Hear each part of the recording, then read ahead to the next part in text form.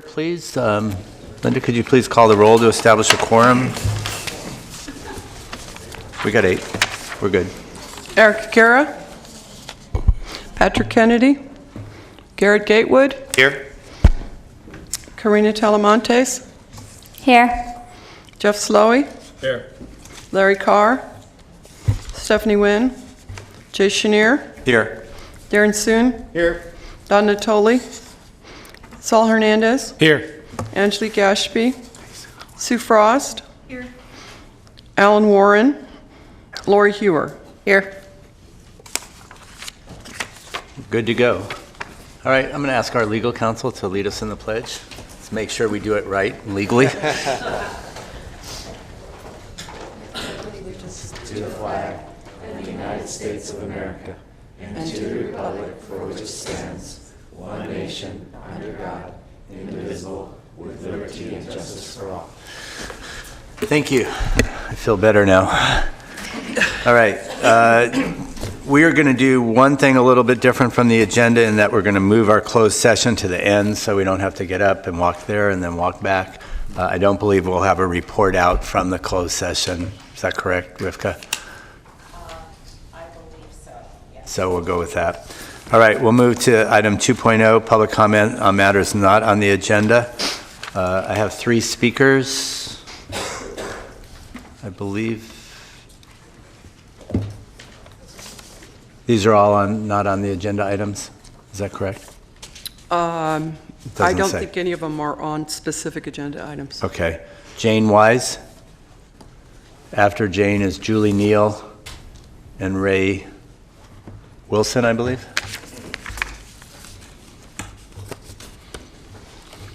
Hey, Larry. Hello, my name is Jane Wise, speaking for the Friends of the Orangevale Library. I have with me friends, board members, and library patrons. Could you move the mics a little bit closer? Oh, both? Just stand right between the two of them. Perfect. Thank you. Is that good? Much better. Okay. We are here today to encourage you in the strongest terms possible to move ahead with the Orangevale Library project. I also speak for Brad Squires, president of the Orangevale Chamber of Commerce, who could not be here today because of a prior agreement. He is also chairman of the newly formed Orangevale Community Council. As he put it in an email to me, I am 100% in favor of this, and I know that goes for the entire Chamber Board of Directors as well. For me, a permanent library, the idea of one, began with a comment from then-member Board of Supervisors Roger Nilo, who stated in 2002 that Orangevale Library was underserved. Sadly, that is still the case today. Orangevale has now been 106 years without a permanent home. It is now in its 7th location since 1912. We attended your meeting about 2 years ago when the Group 4 architects made a PowerPoint presentation showing plans for a new library in Orangevale. These conceptual plans, including floor plans, were developed as a result of a needs assessment, focus groups, community meetings, and input. If you've read the letters you may have received urging you to move forward with this project, you know we have been through this planning process more than once. To put it bluntly, Orangevale is tired of being treated as a second-class citizen. The Board of Supervisors set aside $5 million towards building a permanent library in its long-term budget planning in 2014. Anticipating the opening of a new library in 2019. We keep going through a planning process where no plan is ever executed.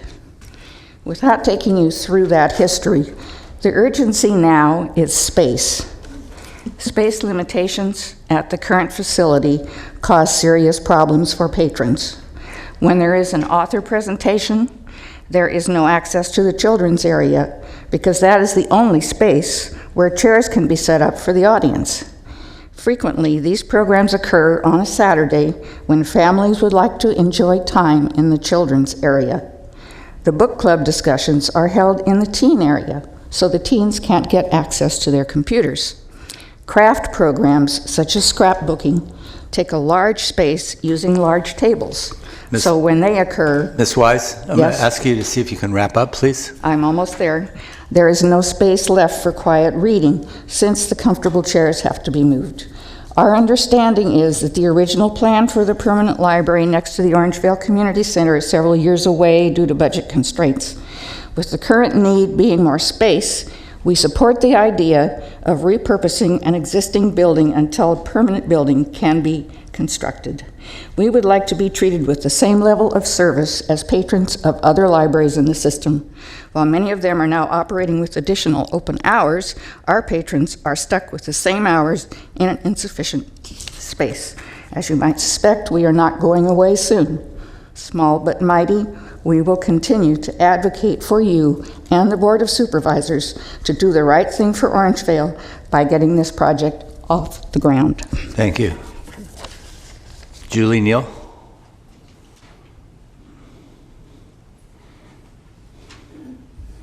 Hi, my name's Julie Neal, and Jane is a hard act to follow, but I did want to add my comments in that I am a fairly recent volunteer to the Friends of the Orangevale Library and had the opportunity this summer to spend time at the farmers market.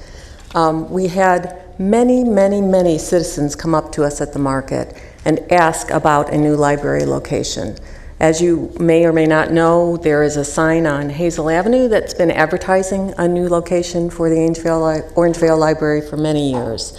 And the citizens of the community are wondering when that is going to come about, whether it be at the Hazel location or repurposing another building somewhere else. I guess what I wanted to say, to let you know, is that it's not just those of us who are take the time to volunteer for the library that are interested in having this happen, but the regular citizens of Orangevale, many of whom bring their children and families to the programs held there. As Jane noted, we are really fortunate that we have a very active library and wonderful programs that draw in members of the community.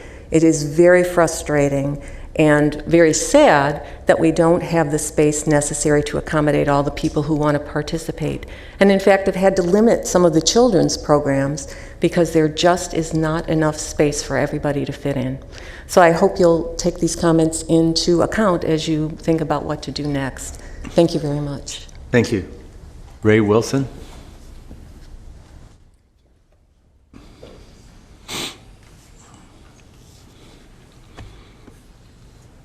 Hello, Chairman Schneer and members of the board. I am Ray Wilson, a library patron and volunteer. I would like to make a few observations about the library and some of the library procedures. According to the current system-wide distribution of materials versus the old branch specialized materials, I find that when browsing, it is more difficult to find specific authors than when we had the branch specific sections. It also appears that there's more duplicates or triplicate copies of materials, especially books and DVDs, with the new system. This is noticeable in the children's picture book area especially. Upkeep of materials has decreased. This includes cleanliness, but more importantly, I notice more problems with the accuracy of the materials, such as decimal points, biography and moving up identifiers missing, and so forth. Next, increased library hours and summer reading. Both have increased material usage.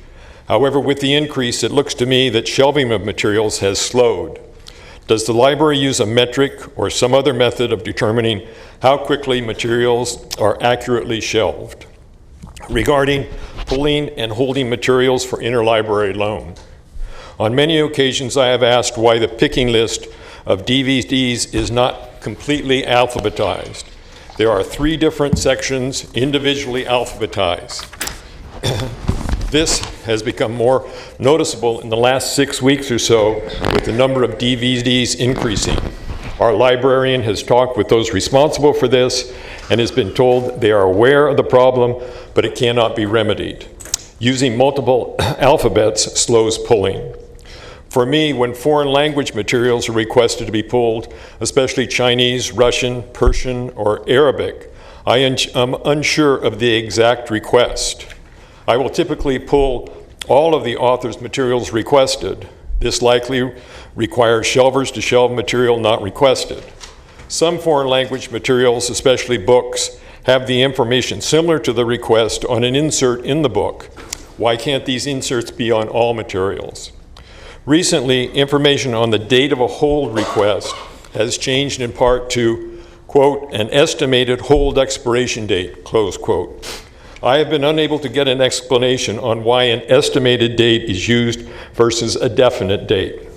I have two concerns regarding using an estimated date. When a request is outstanding for a book, those waiting should have the book available in the shortest time. Second, when pulling material from the hold area, an estimate date slows the process. For example, if a patron has more than one book on request with the same estimated hold date and only one listed to pull, the pull must look at books to only pull a listed book. Having one firm date means all materials on that date or before should be pulled and returned to circulation. Also, with the estimated hold expiration date, there is uncertainty, and materials that might have been missed remain on the hold shelf longer. Mr. Again, Wilson, thank you. Thank you very much. I appreciate the observations. I'm going to ask Rivka if there's someone who could sit down and go Our through this. collection services manager, Lisa Dale, is sitting behind me. She will follow up with you.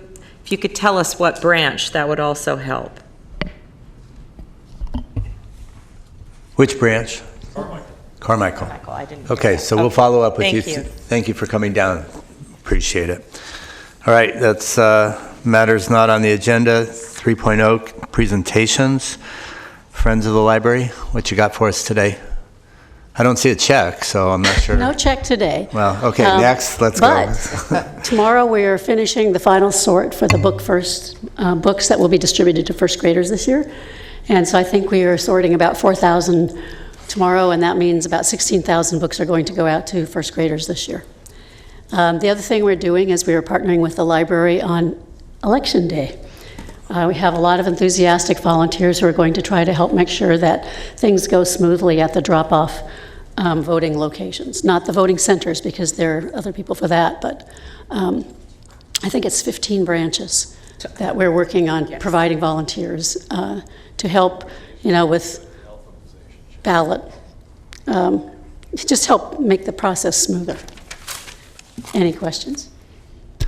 Nope.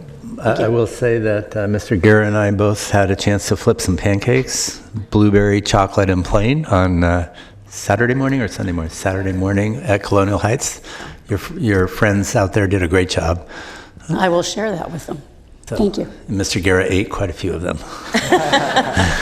A few sausage patties as well, too. All right. As I said, so Linda, I think you got everyone who is now attending. We're going to do closed session at the end, so we don't have to walk up and walk back. We'll go to the Director's Report 5.0. Oh, thank you. You're welcome. In addition to my written report, which I hope just scintillated and delighted you, I wanted to bring up a couple of other things. First of all, voting. Once again, we are ballot drop-off sites, and the most exciting thing is that we figured out how to open the 15 of our libraries that are not voters service centers from 7 a.m. to 8 p.m. So there is no excuse for not voting. Walnut Grove is a voter service center. It's open from 7 a.m. to 8 p.m. But all branches around the system that aren't voter service centers, with the exception of Cortland and Ileton, are open 7 a.m. to 8 p.m. thanks to staff who've been very creative about their scheduling, as well as the friends who are helping us by volunteering on those days.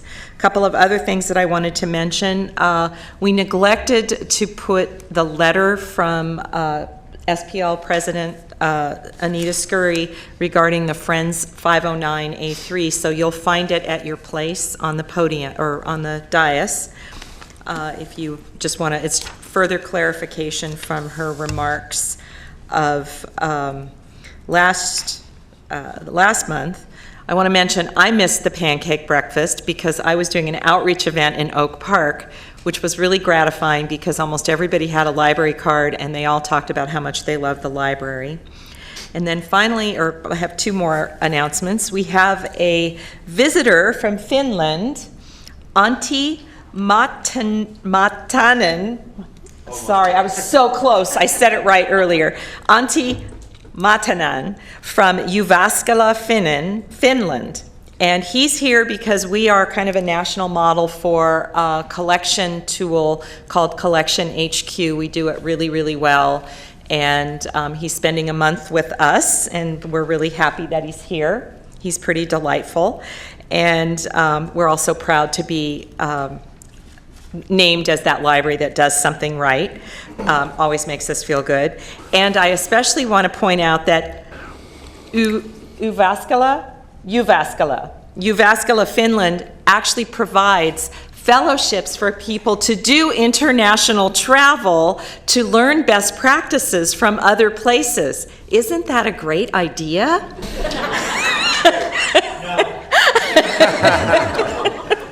And then finally, it seemed like a good idea. Thank you, Auntie. Finally, you will remember that in July, the board approved a new job description to allow us to build our new HR manager, and I'm very happy to announce that Christopher True, who's been with the library system for 5.5 years, is finishing up his degree in business with an emphasis on human resources, has been offered and has accepted this opportunity. Chris, you want to stand up, please? And please join me in welcoming Christopher. He's one of those people who sort of jumps at every chance to do something, and before you get the idea out of your mouth, he's already figured out a solution, often using technology. And I know we have some fans over here of Christopher who know him from his time as the Orangevale Library Supervisor. So thank you for coming to celebrate. That was great. Any other questions? Okay, great. All right. Thank you very much. Welcome and congratulations. Let's move on to 6.0 information, 6.1 monthly financials, 6.2 monthly treasurers, 6.3 monthly financial, and 6.4 monthly treasurers for August. Any questions on those four? Okay, we'll go to our consent calendar. I have a motion by Mr. Slowey, a second by Mr. Carr. Any comments on this one? I just want to comment briefly. 7.4 is the library director's contract renewal, so we're very happy that you'll still be with us. This was a very easy negotiation and very much a unanimous vote on the board to retain you and keep you going. We think you're doing a great job, so thank you very much. I With really that, appreciate it. I have a motion and a second. All those in favor signify by aye. Aye. Opposed, abstained, the motion carries unanimously. Thank you very much.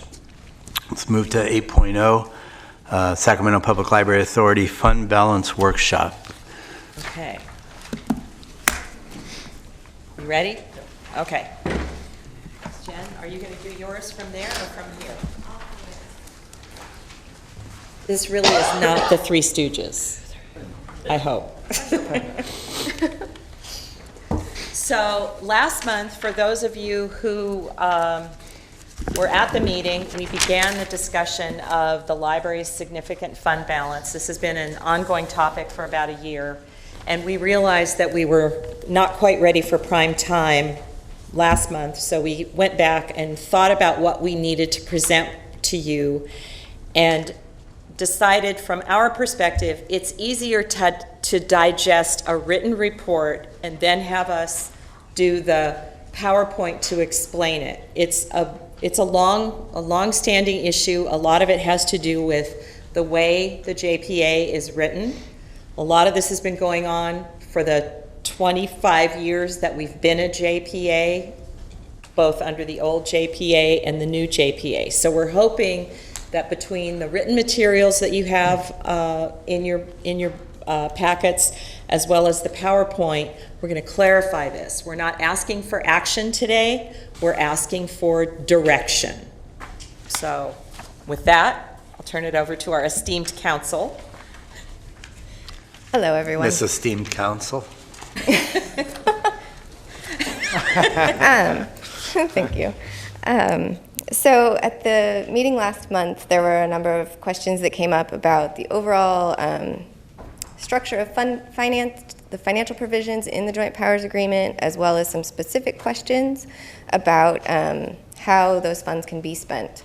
And so I provided you with a memo last week kind of outlining that, but we wanted to start the presentation today with kind of the highlights from that, just as a to lay the foundation, and then staff will take back over. So we'll start with Section 11C3 of the Joint Powers Agreement talks about base services, and that those are the first priority for funding. And they're defined as all operating costs for the level of service hours identified in Appendix A of the Joint Powers Agreement, but then they can be adjusted by the library board. So for instance, this past budget that you just approved included an increase in hours in a number of branches. So that's included in the base services calculation.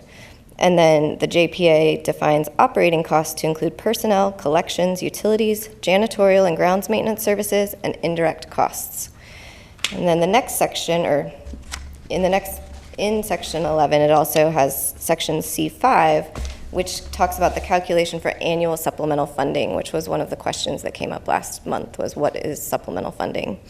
And so under the JPA, staff looks at the estimated county funding available for the fiscal year, and then they deduct from that the direct costs for base services, the indirect costs for base services, and a prudent reserve, and then that is what you're left with is considered annual supplemental funding amount. So looking back through some of your historical records, there was annual supplemental funding that was distributed according to the formula in Appendix B in 2000 for the 2008-2009 fiscal year, but that was the last time that supplemental funding was allocated, given that the library then went into the recession years. So let's see. So then, in terms of what you can spend supplemental funding on, the Joint Powers Agreement says that you can spend it for enhanced library services or for capital costs related to future facilities. And the Joint Powers Agreement defines enhanced services as additional hours that exceed base services, collection, or you can spend it on collection materials, indirect costs, capital investment, maintenance or repairs, or other library purposes. And then annual supplemental funding is not the same as what the library staff refers to as County Fund 11A funds, which are defined in the Joint Powers Agreement as in Section 12D, and it's there's a formula for calculating county funds, so the property tax that is collected from county funds, so that they can maintain the buildings. So historically, before the 2007 JPA was adopted, a certain percentage of those funds was spent on maintenance. And so in order to ensure that that was ongoing, the 2007 JPA had a formula for calculating that to ensure that those funds continued to be distributed to all of you. And so currently, you get $9.40 per square foot for library facilities that are owned or where there is a maintenance requirement in a lease. So the county, each jurisdiction that is responsible for the library maintenance receives those funds. And so then that's kind of the overview of how funding is spent. And then that takes us to the specific questions that were asked at the last meeting. So specifically, you were looking at Section 12B of the Joint Powers Agreement. And so my understanding of the questions were, what is considered a future facility under Section 12B? And then who is responsible for any increased costs for a future facility? And so in looking at I'm not going to pretend that the Joint Powers Agreement is a model of clarity. There are a lot of terms that are used that aren't defined, that are all meant to sort of mean similar things. And so that leaves us with, legal principles of how to interpret a contract that are where you need to, you need to look at the contract as a whole and try to interpret it so that you are consistent with the overall purpose of the agreement, and that you don't have an absurd result from interpreting it, and you don't leave out anything or leave it to be meaningless. And so in looking at Section 12B and the overall structure of the JPA, my opinion was that future facilities include facilities that are moved or expanded. And that was based on the fact that the overall structure of the Joint Powers Agreement requires the member jurisdictions to pay for capital costs. And so Section 12C requires jurisdictions to pay for capital improvements and repairs for existing library facilities. And Section 12B says that that jurisdictions have to pay for capital needs of future facilities. And there isn't really any basis to think that, so the alternative to having the member jurisdictions pay for capital investments would be to have the library's operating budget pay for those investments. And that's not consistent with any of the other provisions in the Joint Powers Agreement. And so there's no reason to think that that was intended somehow, that if you had a moved or expanded facility, that would somehow be able to tap into the library's operating budget versus a new facility. It would encourage jurisdictions to just expand existing facilities and never create a new facility in an area that was underserved. And so, but in looking at Section 12A, it does seem to suggest that where you have a leased facility, that the operating budget of the JPA should continue to pay the existing lease payments, even if a facility is moved or expanded, just given the basic nature of a lease, right? You're never guaranteed to be in the same spot. The owner can decide they want to sell the building, they can increase the rent. And so it seems logical that that the library would continue to make those payments consistent with 12A, that says that they should continue to fund leased facility costs as part of base services for existing leased libraries. And so with that, I'll turn it back over to staff, who's going to get back into the issue of fund balance. So from the non-legal side of things, so fund balance. Hang on one second. Appreciate that. Do you want to ask a question now, or you want to wait through the? Are there things for Jen specifically? Yes. Let's take it a piece at a time if we can. Thank you. So go ahead, Sue. Jan, I want to thank you for all that work that you did on this. I had a specific question around the 11A funds. My understanding is that the 11A funds are not the supplemental funding. They are intended for libraries that were in the JPA when it began, the existing libraries in the JPA, and those funds are calculated and allocated annually and set aside in a trust, so to speak, or distributed into a trust or into a separate fund that covers capital maintenance and repair, and not capital improvement, but maintenance of and refresh of the libraries that were existing. Is that correct? It's yes and yes, and maybe a little bit no. So what Fund 11A does, it's a payment that we make to the county, and I believe we make it 4 times a year. They bill us at that $9.40 a square foot. It's for the 9 buildings that were built by the county pre-JPA. So that includes, for example, the Sylvan Oaks Library, which is now, I believe, which is now in the city limits of Sylvan Oaks. So it's those facilities, and it covers major repairs like for HVAC or roof or things like that. It's work that the county does on our behalf. We have a process, just as we do with the city of Sacramento, and they take those repairs out of that. We built a fence at different facilities over the years. Fund 11A has paid for some of those kinds of things. So it's the annual assessment to make sure that the buildings are functioning. It also pays for kind of routine maintenance issues in county buildings. So Yeah, that's pretty much It is, it's not included in your supplemental funding calculations in your graph that you provided. That's No, not. it's part of the regular Part of that. budgeting process. Okay. Yeah, Mr. Chair, if I can add, so the county, Fund 11A, we actually cut 4 checks back to the county. So we budget for fiscal year 2019, $11.1 million. And again, that money is sent. 1.1 million. $1.1 million. And that money is sent to the county, and then they deposit into their fund. So we do not set up a trust or retain the monies on our financials. And then in addition to the county, we also You don't set aside, you don't do that for all the libraries? You don't set that aside annually?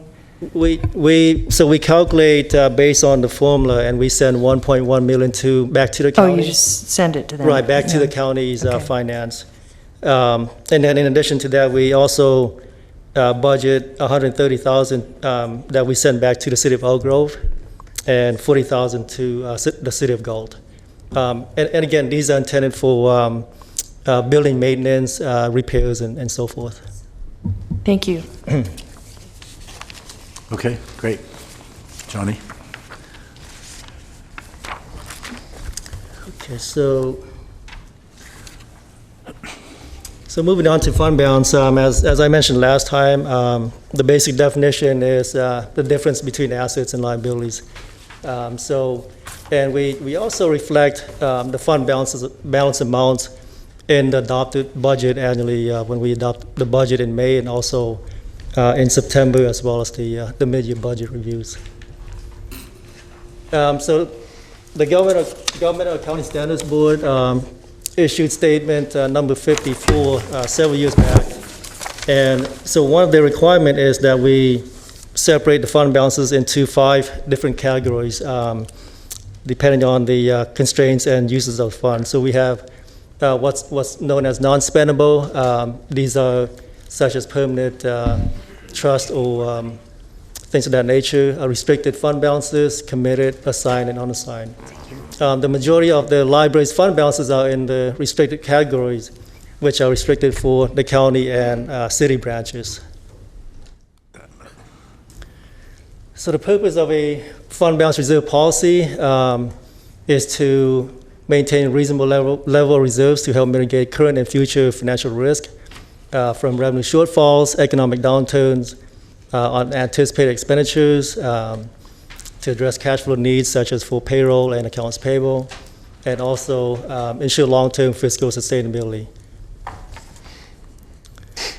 So what should the level of reserves be? And this is a pretty common question, but there's really no easy answer to this question. And as you saw in the survey, it ranged from 10 to 67%, depending on the size of the organization and the needs of their finances. And then also based on the survey, we surveyed our partner agencies, which are highlighted in yellow on this slide here. And can I just mention, we wanted to make sure you saw this. That question came up last month, so it's both on page 89 of your report, and it's in the PowerPoint. If I can on this, which I think is really an important point, and in reading through a lot of the narrative, which I appreciate what you guys did, the fact that the timing of your cash flow is different than a lot of the folks on this list. So I think we just need to be cognizant of that, because that's a lot of the reason on the cash reserve part, because of the cash flow and not getting money for potentially 6 months at a time. Right. So I just want to note that, and I don't know how many of the surveyed municipalities have that type, because cities get quarterly. What do we get, Lainey? We're almost as dependent as they are, because we don't get property taxes until January, just like they do. So we only get sales tax and a spare few others. So it's a pretty common thing. Okay. Thank you. You have a question? Yes. On that, I would just like to comment on that, because, and maybe I should wait, but you were talking about cash flow, And that was one of the questions that I had regarding the dry period funding. And you're going to go into that? Well, if Yeah, why don't you go ahead? Okay, go ahead. PowerPoint. Yeah, and my then- apologies. Go ahead and finish the presentation, then we'll go to questions. And then I'll go back to the narrative, because we're talking so much about facilities that we want to get back to why are we here in the first place, as well as sort of the methodology that we used to get to the report that you have in front of you. Yeah, so going back to the survey, Citrus Heights have 14 and a quarter reserve policy, City of Elk Grove 20%, and they actually have 30% based on our survey results. The City of Galt, 25%, Rancho Cordova, 20%, Sacramento, which I understand, established our our reserve policy from, has 10%, and the Sacramento Library also have 10% reserve. So I believe Director Peters wanted comps from the last meeting. So we went back and surveyed the 4 true library JPAs in the state of California, and we received three responses: Santa Clara County Library, Santa Cruz Public Library, and Sonoma County Library. So if you look at the schedule here, Santa Clara is pretty comparable to the Sacramento Library, where in terms of budget, size, and revenue sources. The total operating budget is at about $52.6 million, compared to Sacramento, we're at about $46.9 million. So the size is pretty comparable in terms of budget size, but the number of branches that we serve, we have 28 branches with 2 bookmobiles, whereas they have 8 branches with 2 bookmobiles. And we understand Santa Clara County is in a more affluent neighborhood, so they naturally the sales tax, if they do get sales tax or property taxes, are going to be coming in at a lot higher. So in terms of percentages, their total reserve is 27% for economic uncertainty and 11% for capital asset and deferred maintenance, and then another 2% for 4% for technology, so 42% combined. We're looking at we're proposing a 45%, where when you look at our current reserve, it's currently at 10%, so the first column in red.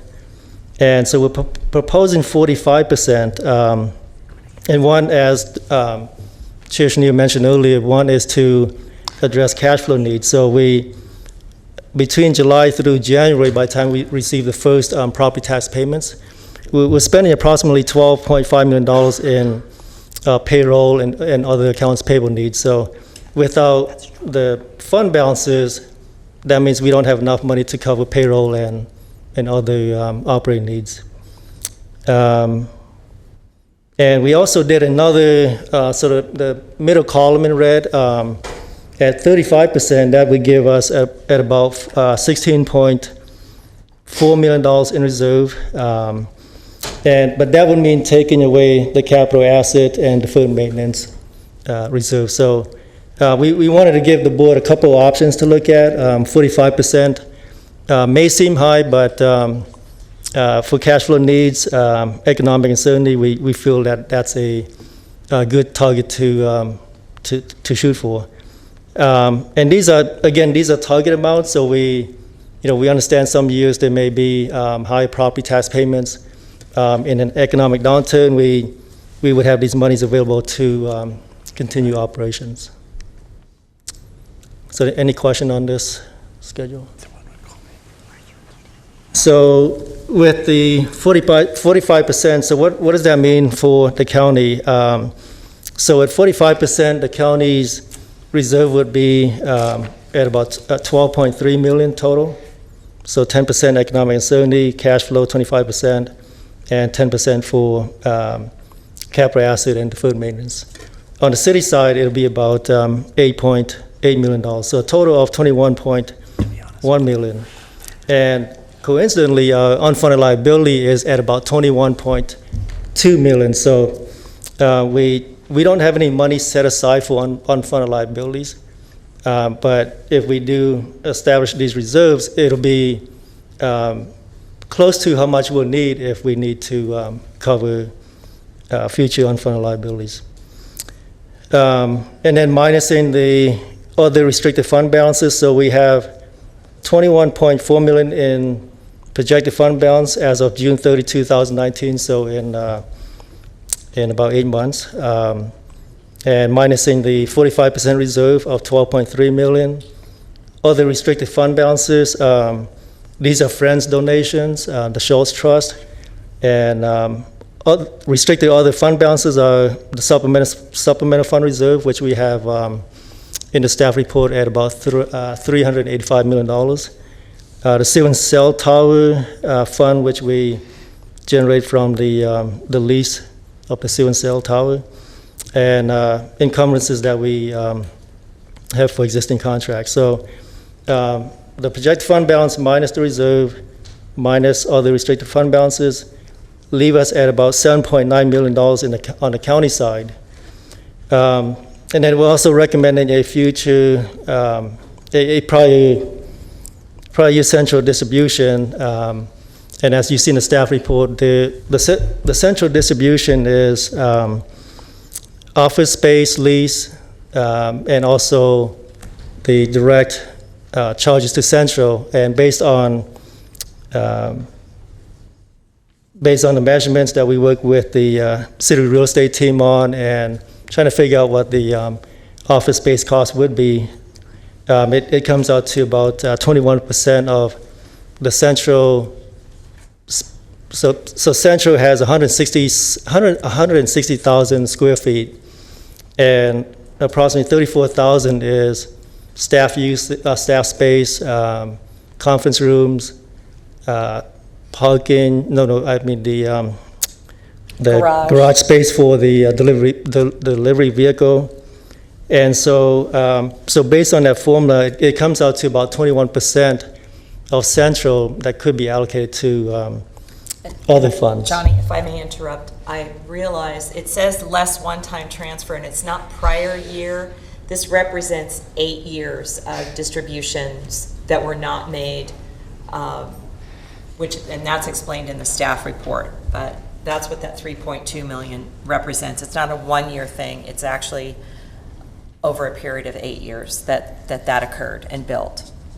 Yes, it's 8 years at $400,000 per year, so that's how we came up with the 3.2 million. Again, that's a one-time transfer that we're recommending, or that we'll be recommending when we bring this back.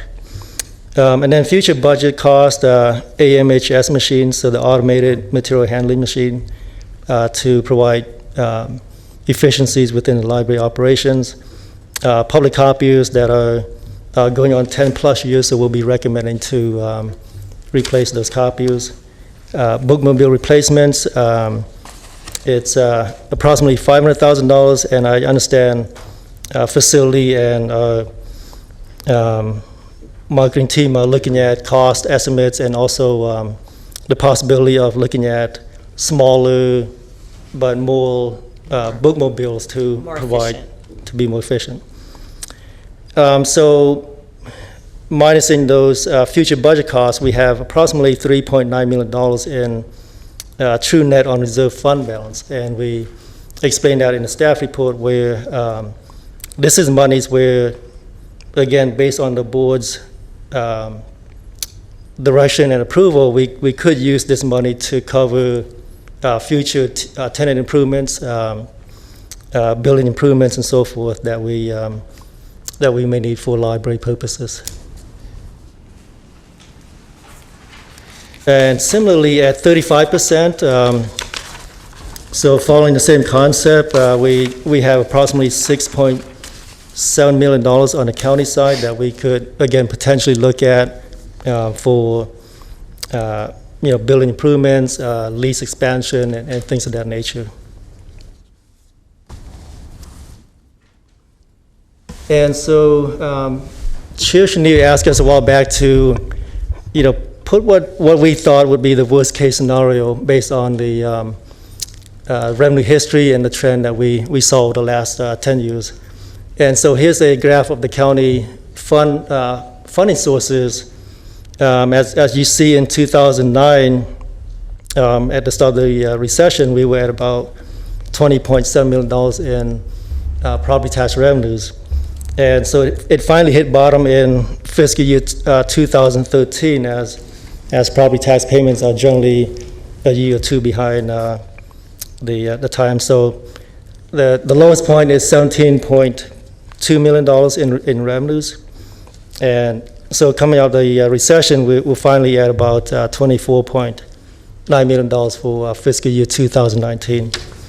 So again, the lowest point is $17.2 million. And on the city side, pretty much the same trend. Fiscal year 2012, we had a lowest point of $11.7 million in revenues.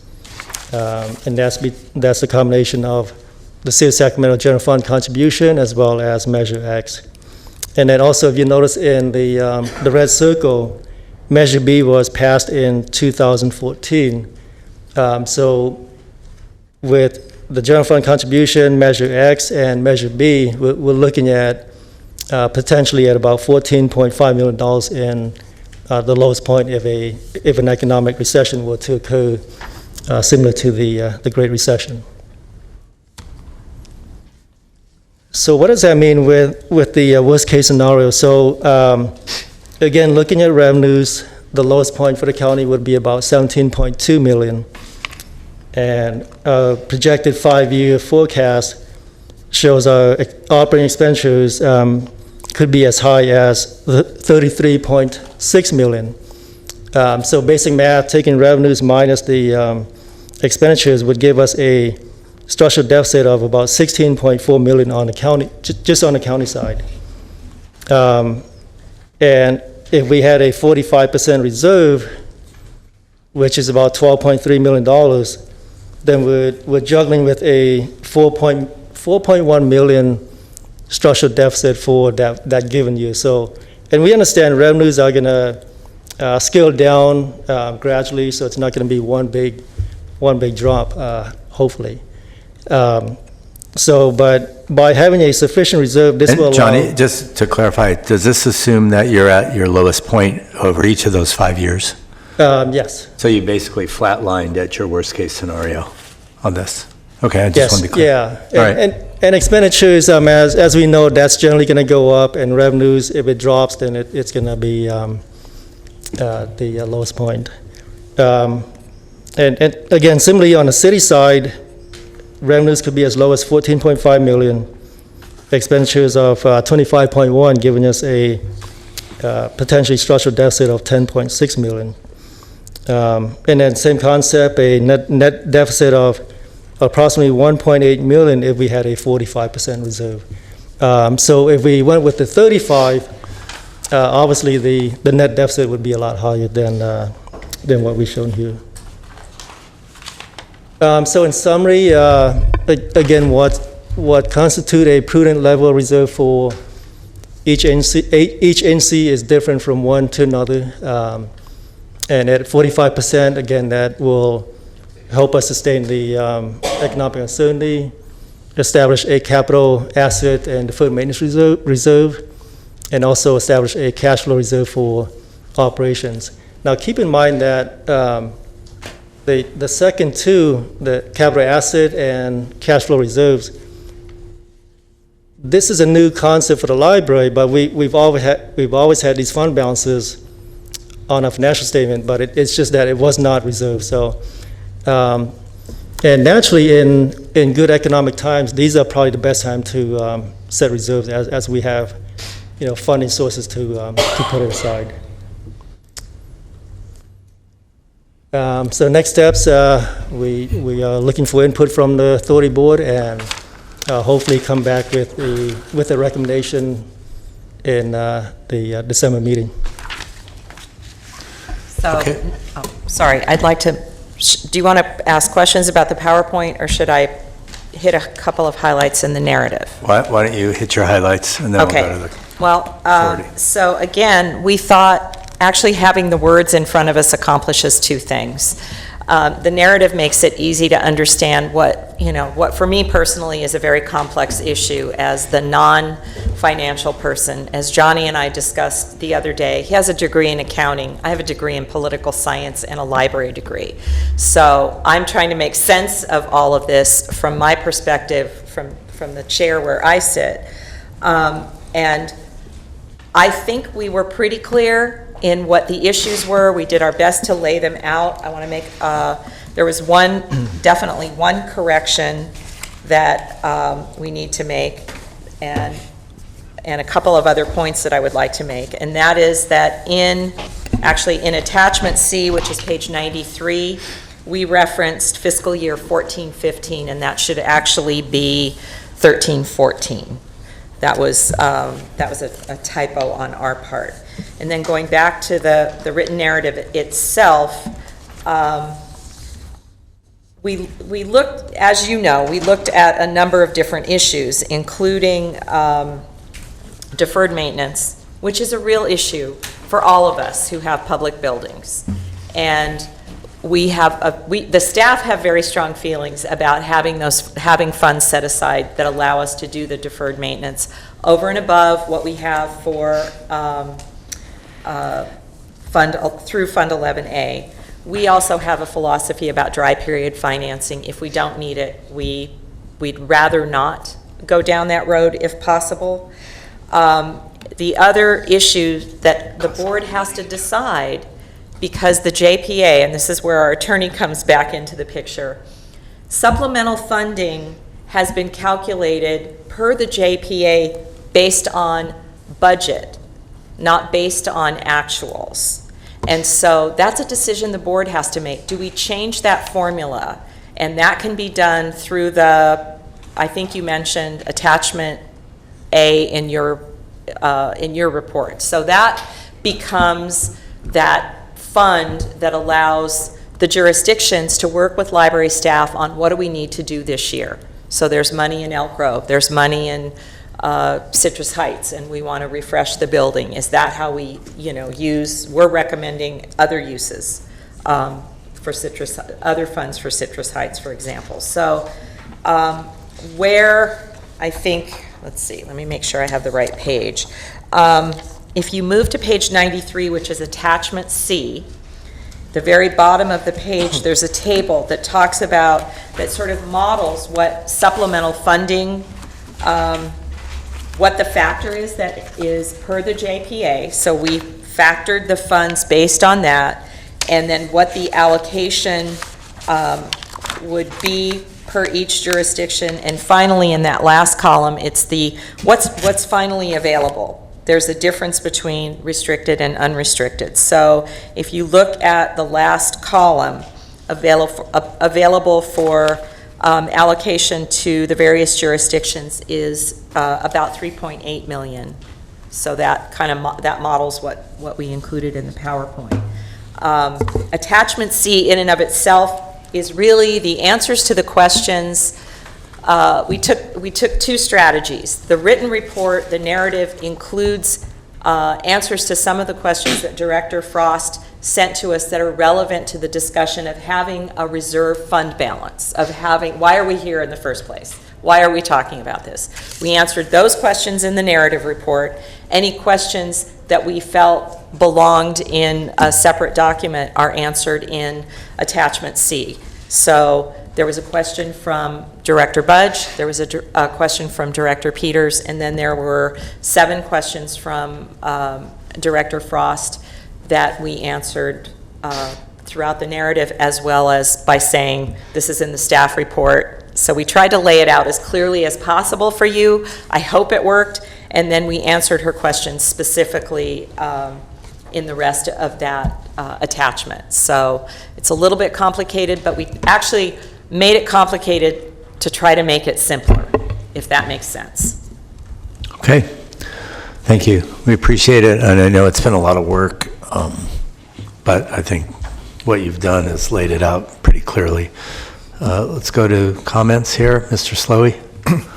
2 quick questions and then a comment on your reserve policy.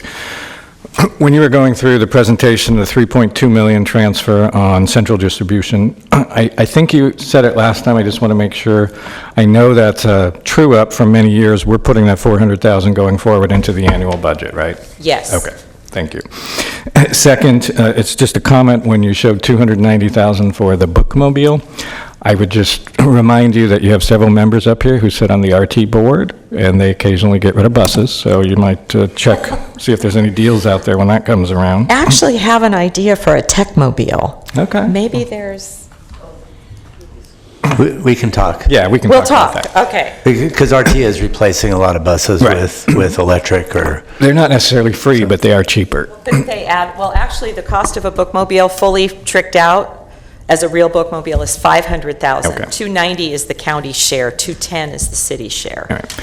So getting to your reserve policy, I know you showed where the various cities and jurisdictions fell. Citrus Heights today is at 15%.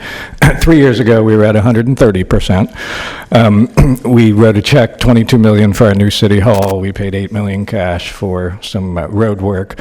So we are historically a city that goes on the high side of reserves. And you have to remember, we get no property taxes till 2022. So not that I want to brag, but we also have no debt and no unfunded liability. So we recently set a policy at Citrus Heights for our reserves between 35 and 50%. Minimum of 35, maximum of 50. Myself being a banker, I know 130 was probably too much, but 15 scares me. I feel a little naked right now. So I would just say that I am always going to err on the side of more versus less. And where we land is fine, but I personally believe the 10% that the library is at now is way too low. Okay. Ms. Frost? Okay, I had a couple of questions on the, I want to thank you for everything you did to help clarify. There were some questions that I still had regarding the report. The one question I had was regarding the central library distribution. I know in your staff report you sort of laid out your philosophy, and what I was looking for was a breakdown of how you came to that $400,000 number. What were the, like an Excel spreadsheet of, what are the costs, and how did you gave me a philosophy. I was looking for actual description of the breakdown of those shared services and costs, and what was the basis for determining that 400,000. So I know you don't have that today, but I was wondering if there's a way that we can get that. I guess I thought it was in the report because we literally looked at the space in the building that is used for centralized functions. And so maybe if you gave it to me in a spreadsheet on a one-pager that shows it so that I can see it through all those words. We can certainly do that. Okay. And I will tell you, I remembered that we had this conversation, and I meant to do it, and I apologize. It's all right. I forgot, yes. On the reserve policy, on this chart on page 93, you are showing the allocation for the supplemental funding by member agency, and then you subtract out 11,900,000. I wonder exactly what that represents. Is that the unfunded liability for SCRS, or what does that represent? It represents a few things. Johnny has the detail right at his fingertips. I know that part of it is we still have a retiree health contribution. It is no longer for, we eliminated it for staff hired in 2011 and beyond, but it's still on the books for staff who retired earlier, so that's part of it. Part of it is our PERS obligation, and part of it is compensated absences when people leave. Do you mean your PERS unfunded? Like how much are you funded? Like 80 or 90% funded? Yeah, we're at about 80%. So the 11.9 million, that's the county's portion of the CalPERS unfunded liability, which is 6.5 million. OPEB, which is other post-employment benefits, that's at 4.4 million. And compensated absences at about $1 million. So that's the breakdown of the 11.9 million unfunded liabilities. And on the city side, it's approximately 9.3 million. So I was looking at that, and I'm thinking about your reserve policy and your comparison between the other agencies that submitted their reserve policies. And cash flow is not one that any other agency reserves for. That's number one. Number two, I've never heard of anyone reserving the full amount of their unfunded liability as a concern. I mean, I kind of see property taxes as a pretty stable income. You know it's going to come in, and when we're looking at this graph, even in the worst of times, there was still money in reserve. And so I'm curious about, I mean, I think, I question, whether or not, we need to set aside millions of dollars in reserve to cover unfunded, just in case the library authority decides to close down so that we can pay for retirement when this is money that's taken out of supplemental funding that could be put to work in our libraries. I mean, that's money that appears to be directly subtracted from each of the jurisdictions that have dreams that maybe could be making things happen. So that I wanted to make that comment, and I wanted to say, put in another comment regarding the dry period financing. I know you don't like it, Rivka, I respect that, but I would like to see a cash flow analysis that shows what is your cash flow requirements, how much would that dry period financing cost. It costs you money to have 11.7 million in the bank that's not being used and not earning interest. That might cost you a lot more than the dry period financing. And then at the same time, I wanted to refer back to the JPA agreement. In the JPA agreement, it talks about the Finance Advisory Committee, and I know in your report somewhere there's a comment regarding the Finance Advisory Committee, also known as the Budget Advisory Committee. I think, I'm trying to remember, a Budget Advisory Committee. I think they're two different things. The Finance Advisory Committee, according to the JPA agreement, is an advisory committee that's put together at the staff level, has a representative from every single jurisdiction at the staff level, people that work in finance, and they actually did work in 2007 and 8 and 9 to kind of put together the recommendations, which I read all of them. And it looks like they haven't met since. To my knowledge, the county has stated they haven't met. But I wonder if I would like to see us bring the Finance Advisory Committee into this conversation to look at, I have several questions around, is this really the best way we can do it? And if we look, maybe there's a better way if something that would save us some money, and maybe they'll have some ideas that we didn't think of.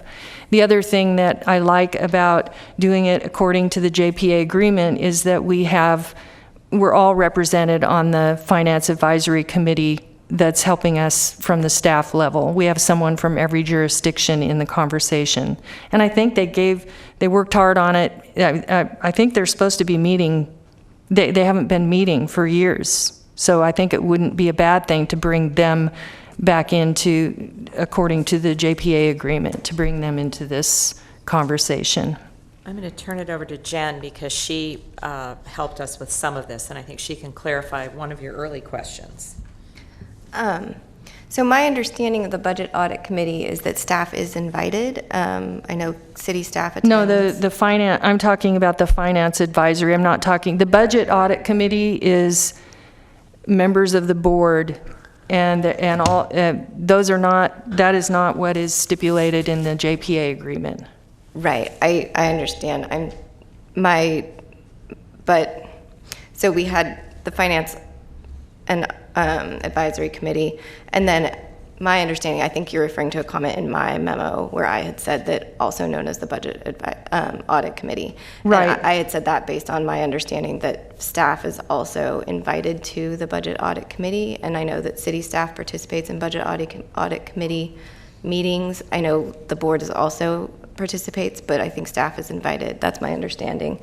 And so that was, so I'm sorry if I created some, I just wanted to apologize if I created some confusion there. No, I think, I was just I wanted to clarify that I think at the staff level, we have experts that they know their jurisdiction and they know their needs and their dreams, and they can advise us, and they might know something we don't know. They may understand something in a way that we, at the board level, don't. And so, and it's, as far as I know, this JPA agreement has not been updated or revised, so that's according to the contract, so it's not unreasonable to bring them back into this to start that back up. So that's something I would like to see, so that we can work through, the reserve policy is important to me, because what happens when you are basically pulling out all those funds for reserves, that's money that you're taking away that could have been supplemental funding that different jurisdictions, according to the JPA agreement, can decide how they want to spend that. They can upgrade their library, they can save it, they can put it toward different things, and they have to do it under the direction of the library authority with the support of the library board and authority. So it's not like they're taking the money and running with it. It's all for the betterment of the authority, but it does kind of clarify who gets. It kind of gives us a better idea of what we have to work with, so we know where we're going and what we have to work with, basically. So, and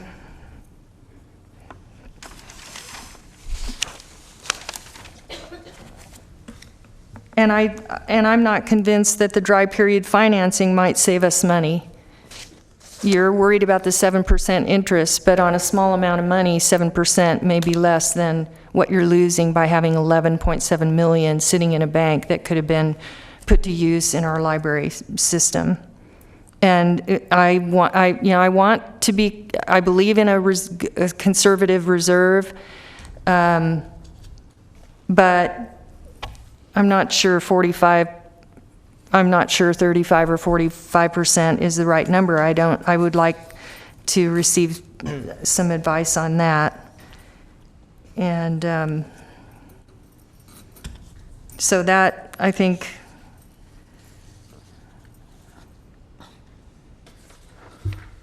I did have one other question regarding the 5 million, because a year and a half ago when we started this conversation about, we have all this money in the bank, and I remember opening that conversation, and now we've allocated 5 million to, I think, Citrus Heights and Rancho and a couple of other entities, and then the 3.2 million to Sac City. The question I have is, were those 11A, did we take that money out of 11A funds for the refurbish and all that, or were those funds, the 5 million subtracted from supplemental funding, or was that taken out of the 11A fund? 11A isn't for, it really isn't for refurbishments. I mean, I'm looking at Jared because he manages our facilities team, but 11A actually covers things like somebody punches out all the lights in the parking lot at the Carmichael Library. The county comes out and fixes it. They charge us. That's what 11A is for. It's not to lay down new carpet when the carpet wears out. So it really is, it's the So that's HVAC not- system. It's okay. the HVAC system at the Rancho Cordova Library. It's the roof at the Rancho Cordova Library. It's the HVAC system at the Elk Grove Library, which continues to give us the heartburn. It's If you're going to, wait, toilets. come Sorry. up to the mic Come if on you're up. going to speak. pretty soon we'll be holding hands and singing Kumbaya. I'll move over. Yeah, it goes towards the general maintenance. It's the toilets, it's the HVAC, it's all of those components, like Rivka said, of a window breaks, or if we have lights go out. That's the whole function of that. It's kind of, I call it the core for maintenance for those buildings. Okay, and then the county could give you a detailed spreadsheet of all the expenditures under Fund 11A from the library.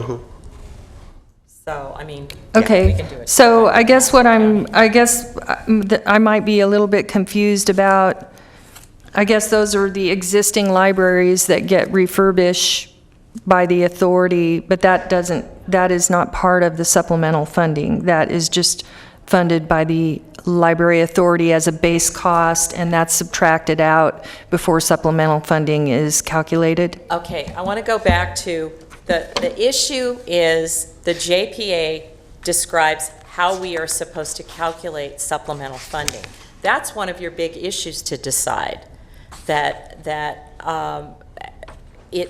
it's based on budgets. So what staff did traditionally for the last, since the new JPA, probably since 2007, if based on budget, we didn't have a surplus, it went into the fund balance, because that was what the JP, I mean, Well, that's it's the based JPA. on, it's basically based on gross revenues, because there's a calculation in Appendix B that shows it's the property tax and the circulation and the service area population. It's based, there's a very specific, it's not based on the budget we make, it's based on revenues that we get from property taxes, right? So just to clarify, in Appendix B, it shows you how to allocate funding to the jurisdictions if there is supplemental funding.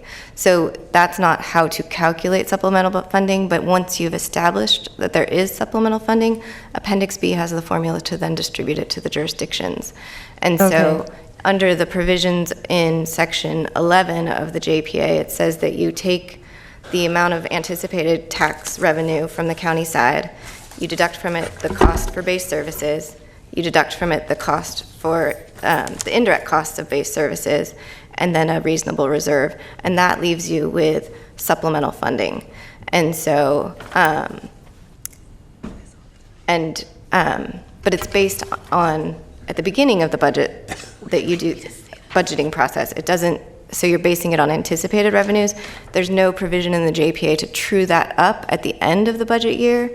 And so even before the JPA was changed in 2007, based on the budget records I looked at, there was a fund balance that was held, and the money that, and then even in 2008-9, after the Finance Advisory Committee created this formula, and there was the whole discussion of the JPA about moving money into the supplemental fund, or annual supplemental funding accounts, the fund balance that was left at the end of 08-9 was treated as fund balance and not as supplemental funding, and it was retained in the fund balance. And so they're really two separate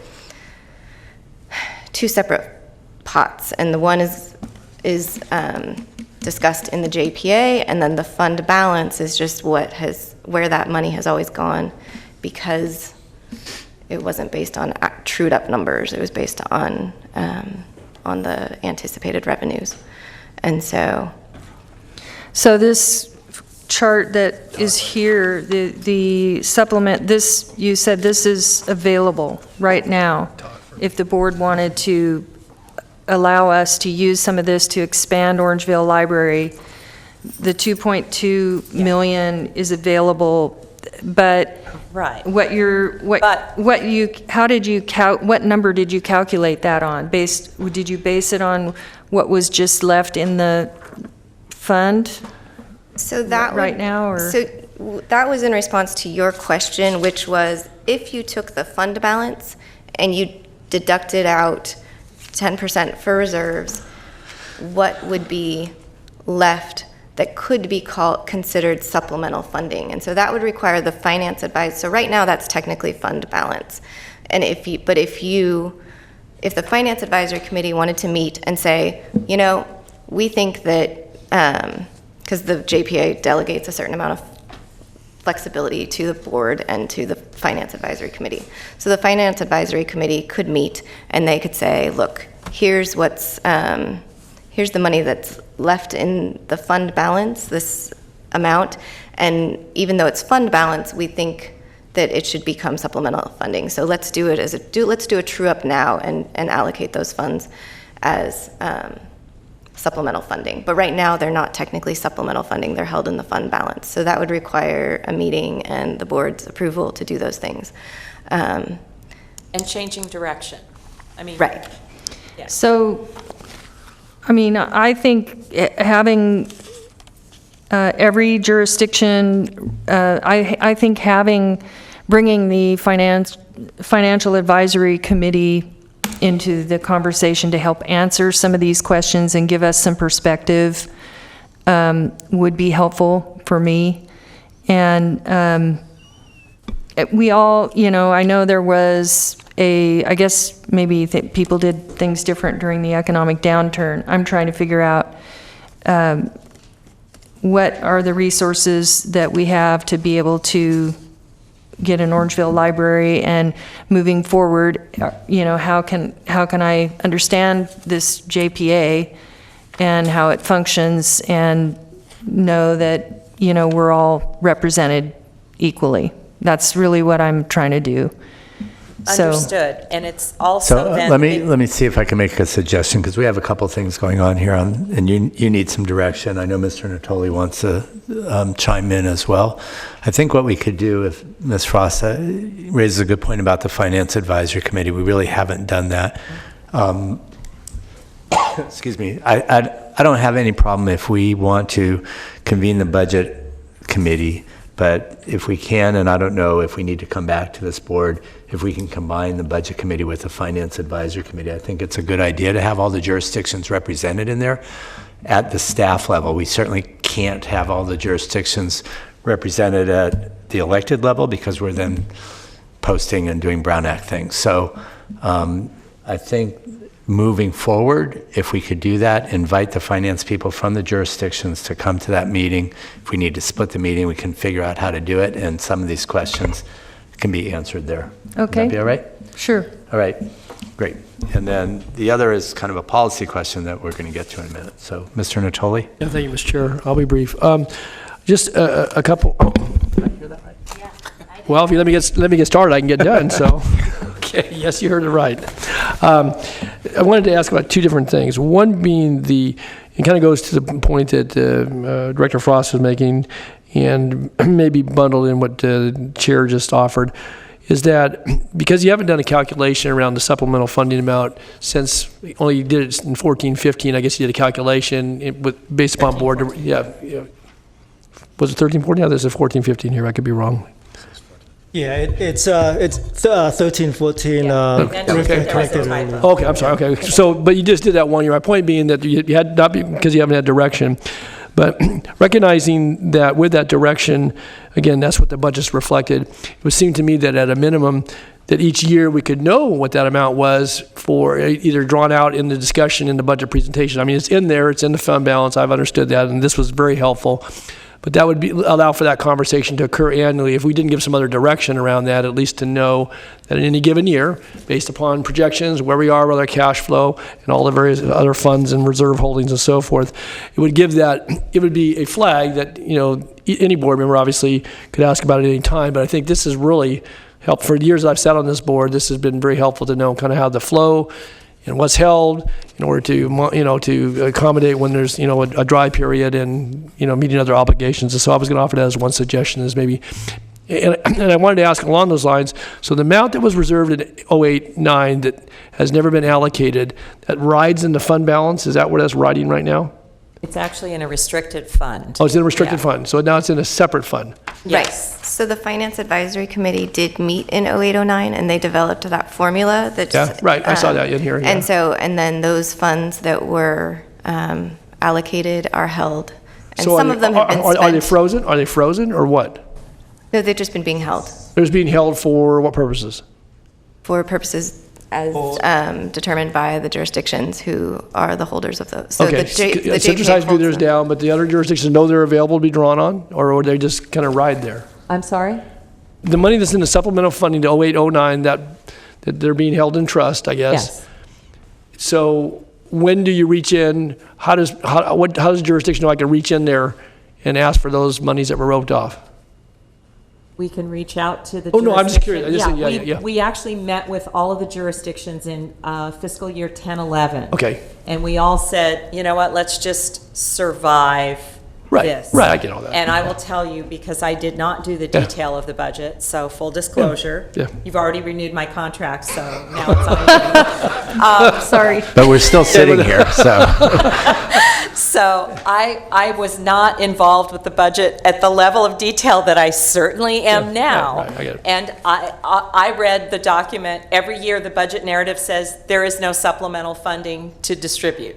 Okay. That's what our budget documents have said every single time we've submitted. The 3 times a year we submit our budget documents. So okay. I trusted that, and then, Yeah. believe me, I've learned a lot. Well, and I have too, Rivka, so that's the point, I think, and so it was kind of, going forward, and again, maybe this is for the committee structure to have a process. Yeah. I mean, the amount of money that's held in reserve is not going to build a new library somewhere, even if we're available to that, but I think the money's been held in trust, based upon, direction and where we were, economic uncertainty and all that, so it's probably timely, and very timely to have the conversation here. So, yeah. And the logic behind that calculation may be a little bit flawed, Right. given the fact that about 20%, for example, of our circulation is electronic these days. Okay. And there are ways to get at that, but I'm going to warn you, you might not like the answer. There might be a different calculus, I get it, okay, Right. okay. So, All right, and so, again, you've answered my question, I think there's a way, but I just was curious, the money is shown being there now for 10 budget years, and it's,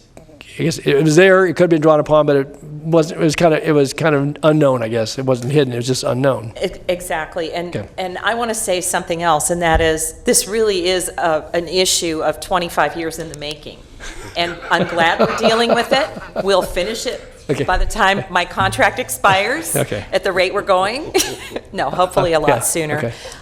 And we still have to remind the jurisdictions that a new facility is the responsibility of the jurisdiction.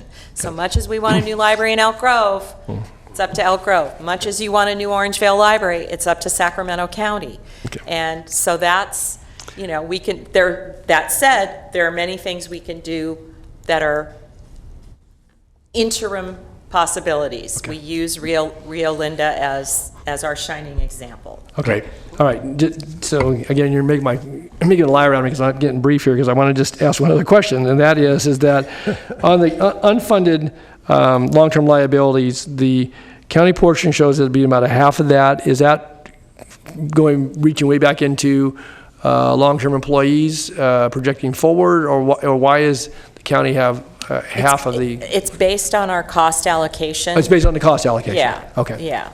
Unless I'm misstating it, but we do everything by formula. So that's based on the 55%, 54.8%, is that what that is? Yeah, the county is approximately 60%, so the county is generally going to be slightly higher than the city side. Okay, and the county encompassing that then are the cities that are falling in that category? The county cities, so Okay. the county and the 5 incorporated jurisdictions. Okay, yes. thanks, that's it. Okay, Darren. Okay, thank you. So I'm going to go into this again a little bit. So when I see here on the reserve policy, we have a deferred maintenance, and I heard you earlier talking about Fund 11A and, if the light bulbs go out or whatever. So it appears like semantics to me in terms of deferred maintenance or maintenance when you need it, light bulbs going out being an example. Would it be possible to, if this deferred maintenance was not part of it, was part of that 11A, it could be reallocated? We cannot, unless we change. I don't think we want to go down that road, but because the purpose of Fund 11A is, I think, specifically for those sort of routine maintenance and it's for those the day-to-day. items covered in the JPA. So the HVAC goes out, absolutely. But, I mean, where the money resides ultimately is up to you. If you decide that the county is a better steward of the county's funds and it goes in 11A, that's ultimately your decision. We will probably disagree with it because we have a little more flexibility sometimes than the county does when it comes to getting things. I'm still, okay, I'm not understanding. So if deferred maintenance was part of, you have less deferred maintenance theoretically is what. I don't think so. You don't because think so? Okay. the carpet at any given library has hundreds of thousands of people walking on it every year. After 10 years, the carpet will need to be replaced. When we talk about deferred maintenance, we're talking about a table that is so splintered, somebody files a claim because they end up with a chunk of wood in their hand. Somebody trips because the carpet is ripped. That kind of deferred maintenance. That's what when we say deferred maintenance, we mean those items that we are responsible for ultimately, that the jurisdictions, let's put it this way. I believe the city of Sacramento has about $1.8 million set aside for deferred maintenance for 400 buildings. I think the county's is about twice that for 700 buildings. So it's an issue in every jurisdiction that we're not putting money aside so that we can ultimately buy a new roof. I hear you. I mean, I guess what I'm getting at, if you have money locked away in deferred maintenance when you could use it for ongoing maintenance, I mean, deferred maintenance is just ongoing maintenance that's been deferred. So I'm trying to figure out why we have two pots. And actually, Director Soon, that's what we're doing. I mean, in a way, it's sort of 6 of one, half dozen of another. We've been using fund balance to address those issues that the owners of the buildings have not been able to do, right? Yeah. To paint, to replace, the county replaced lights. Yeah. And the city's used a fair amount of Measure U money to fix some of our libraries on the city side. Electrical, some ADA, some things like that. Okay, so maybe we could. I want to try to help on this if I can, if that's all right. Sure. So let me ask the question this way, and I think this is what Darren's trying to get to. If you didn't have this 10% deferred maintenance in your reserve policy recommendation, my assumption is that 10% would be sitting in your operational funds and would be spent on the same thing. Yes, yes. So we're just kind of classifying it here and saying this is a target, as are the other pieces of what we want to get to on a reserve. Does that make sense? I make sense. So I'm questioning why even have that in the reserves? Why not put it in there so you can use more in operational today?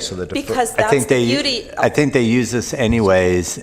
To me, the important part is when you get low on dollars, you stop doing deferred maintenance. This actually gives us a target of saying we want to do at least 10% of this for deferred maintenance. So it's a check on ourselves to make sure we're doing the right thing as far as the facility goes. Is that fair?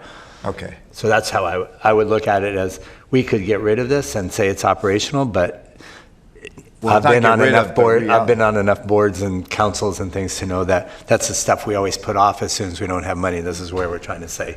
And it makes us think. It makes us very mindful if you make a different decision. Yeah, okay, and let me just say one last thing. So all I'm saying is this could be applied to that new roof, so you're not deferring the new roof. You could take care of it now, but I'll leave it there. I understand your rationale. Actually, you're responsible for the roof. Yes. Of all things. And the HVAC, apparently. Okay, so I think we're good. Have we killed the On this, I'm so sorry. On this side of the dais, I think we're good. And so you need a couple things from us. One, you need direction. First of all, I want to provide some direction on what Ms. Frost was talking about and seeing if we can expand the Budget and Audit Committee to become a Budget Audit Finance Committee, Advisory Committee. and invite the finance people from all the jurisdictions. I think that will help us through some of these conversations. Thank you. That's number one. Thanks. No, I think it's a good point that we need to bring that back, and if it can be helpful, that would be great. And Mr. Swinton will be facilitating that group as well, so it's great for me. Second piece is, I believe you want some direction on the levels of the reserve. Targets, The targets on the levels of reserve, and what I heard a little bit was okay with some consternation about that. I want to bring that back to this finance and budget audit committee. And then the third piece, which I think is the more complicated and potentially more difficult piece, is this how we calculate the supplemental. So we'll do that too. I think with the budget committee, we have good folks on it with some experience here that can bring back, with a charge to bring back a recommendation to this body. So if people are okay with that direction on how we calculate the supplementals, so we'll bring that. So one is process and two are recommendations to come back to the directors. Yes. Is that good? Sounds Well, good. Mr. Chair, two people spoke on the reserve level, Right. and I didn't hear a consensus. I didn't say there was one. I said we have some difference here. My feeling is because we didn't hear a lot of people, there's a staff recommendation in here. I didn't hear, other than one person, anyone disagreeing with that staff recommendation. If people do, they should speak up or get a note to If staff. that's the assumption on this, with the 45%, yeah, I'm good with that. Okay, great. Yeah. The button, oh, there we go. Somebody. I don't see my you. request I to don't- speak is I not don't been see on. you up here. I'm sorry. Yeah, no, it wouldn't punch in, but I think they fixed it over here now. Okay. But the only thing that I would like the budget committee to take into consideration, particularly when we're looking at a 45% reserve balance. Yes, 10% when we have kind of questions about cash flow may be extremely low, particularly for an agency like this. But my concern is after going through our last collective bargaining agreement and the questions about where our lowest paid members of staff are, I want to be cautious about locking in too much and not being able to figure out a pathway for those at the lower end to figure out how to get to a certain place. So it may be 38, it may be 42, but I want to give that consideration when the committee meets. Well, first of all, welcome to the budget committee, Mr. Guerra. I appreciate it. I know. I already am on the budget committee. Yeah, there you go. I do. It's a little bit of a misnomer, I think, to say 45% because the 10% of deferred maintenance is slightly different to me than the cash reserve and the reserve for economic. No, I totally understand that. But I think that's a very valid point. We should have all of those discussions. So I think if everyone's okay, Ms. Frost? I would like more information before I say I'm on board with 45%. I would But like to I'm hear not what the saying Budget anyone's- and Finance Committee comes up with. Right. I didn't say I'm on board with that. What I said is that Okay. that's kind of what I'm hearing, but a recommendation of this board will actually make the final determination. Yeah, more information. Thank Okay. you. Lori? My question just has to do with the economic uncertainty reserve. I guess I'd at some point like know why 10% was picked for that and cash flow reserve was 25%. I don't disagree with the 45% reserve, but I tend to think that the economic uncertainty reserve at 10%, from my viewpoint, is still a bit low. I'm coming from a jurisdiction where we're holding 25% because we want 3 months operating in our reserve. So I don't really, when I read the staff report, I don't disagree with the 45%. I just didn't really understand why the cash flow was picked at 25 and the economic uncertainty at 10%, because it's... Yeah, so I think I can answer that because the cash flow, and this was the request that I made, was to look at past recessions and see Yeah. where we were and what we would have needed to carry it through. But let me, on the direction, what we can also do is come back with, what I want to do is come back and have a discussion about options then that we have. And so maybe what we can do is say, if you do 45% total with the three pieces, this is what it means if you want to do 35 or, so we'll come back with some options for people and what the consequences of those options Yeah, would be. I wasn't just sure that that was the breakdown that I would have liked to have seen, or I'd like to understand why that breakdown was picked. But I just want us to have kind of a straw person so that we can go at that, okay? Agreed. Mr. Hernandez. Quick question, Johnny, on that 45%, how many months does that keep us afloat if the worst case scenario happened? 6 months, right?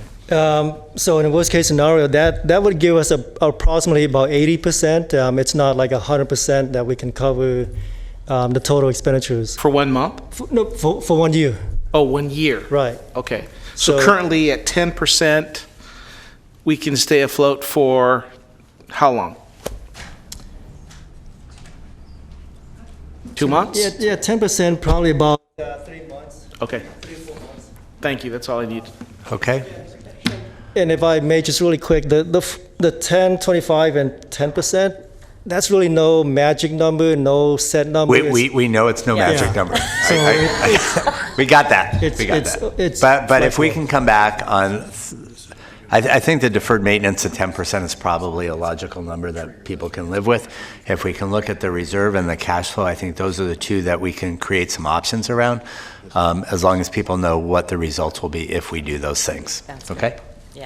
All right. Thank you very much. Appreciate the conversation. I'm sure that is crystal clear for you guys of what needs to happen now. We are going to, do we have any reports, ideas, and questions from board members?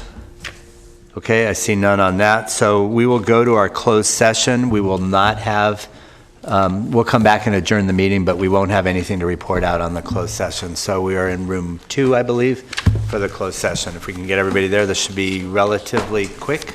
Is that correct, Rivka? I'm sorry? Fairly quick on the closed session? It should be very quick. Thank you. Yeah, all right.